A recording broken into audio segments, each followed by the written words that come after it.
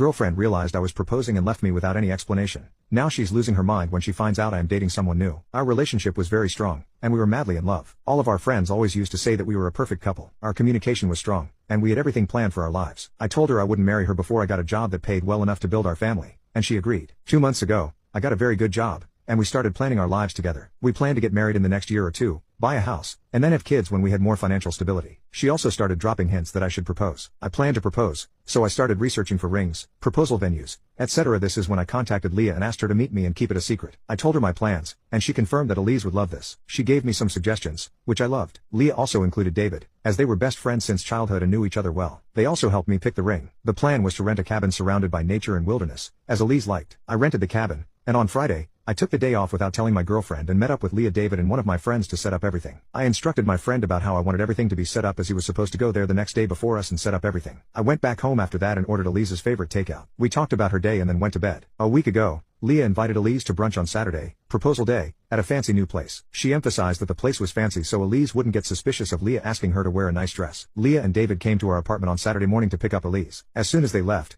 I called a friend who was waiting just around the corner and left quickly. Then I called my other friend, who was supposed to be at the cabin, and asked him how everything was going. He assured me that everything was set up exactly how I wanted it. I had also asked David to share their location and to drive slowly or take a longer route so that I could get there 10 to 15 minutes before them. I realized David hadn't shared the location, but it was fine. We got there, and I just ran in to change into a suit. Then, I went to the exact position and checked the camera angles. Everything was perfect. Then I waited for my girlfriend and her friends to arrive. The drive is 30 to 40 minutes from our apartment. They should have been there. I thought they went slightly overboard with stalling. I waited there for another 20 minutes. It had already been over an hour since they left the apartment, and I was getting worried. So I asked one of my friends to call David and sneakily ask how long it would take them. They called him 2 to 3 times, but no answer. Then they called Leah 2 to 3 times. No answer. I assumed the worst. I called David and Leah as well. Still no answer. Finally, I decided to call Elise. First call, she didn't answer. My heart was racing at this point. As soon as I called her again, Leah answered instead. I panicked and asked her if everything was all right and why nobody answered the phone. She went silent for 2 seconds and then started yelling at me. She told me never to call Elise ever again and that I was dead to her. That I was a horrible human being for doing that to her. She doesn't want to see my face or talk to me again. I was confused, but she hung up before I could say anything. I was so confused and started crying,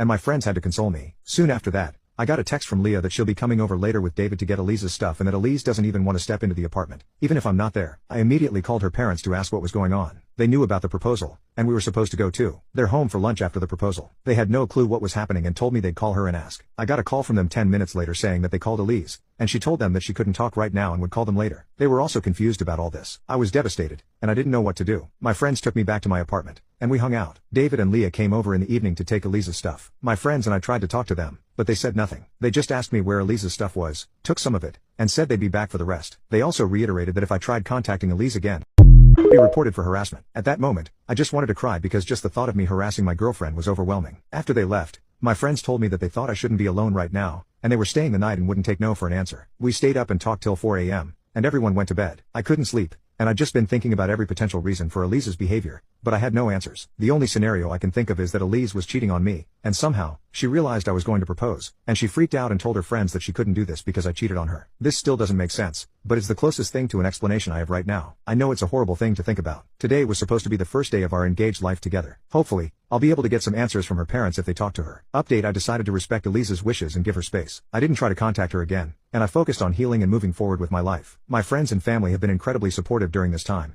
and I've started seeing a therapist to help process everything. Over the next year, I gradually began to rebuild my life. With the support of my friends, family, and therapist, I found the strength to move on. About 10 months after the breakup, I met someone new, a wonderful woman named Emma. We connected on a deep level, and our relationship quickly grew strong. Emma has been a source of immense joy and support, and I felt genuinely happy again. About a year after the breakup, word got back to Elise that I was in a new relationship. This news hit her hard. She contacted mutual friends and even tried contacting me directly, expressing regret and confusion about her past decisions. Elise seemed to struggle to realize that I had moved on and found happiness with someone else. Her behavior became increasingly erratic. She appeared unannounced at my apartment a few times, demanding to talk. Despite her pleas and apologies, I stood firm in my decision to move forward with my life. I kindly but firmly told her it was too late to reconcile and that I was happy with Emma. The situation escalated dramatically. Elise began sending Emma messages, trying to undermine our relationship, and even showed up at Emma's workplace, causing a scene. At one point, Elise broke into my apartment while I was at work, leaving notes and mementos from our past relationship everywhere. This was the final straw, and I got a restraining order against her. Things took an even crazier turn when Elise hacked into my social media accounts, posting false and defamatory statements about me. She claimed I had cheated on her and painted herself as the victim. It took me weeks to regain control of my accounts and clear my name. Emma and I decided to take a short vacation to escape the drama and recharge. While we were away,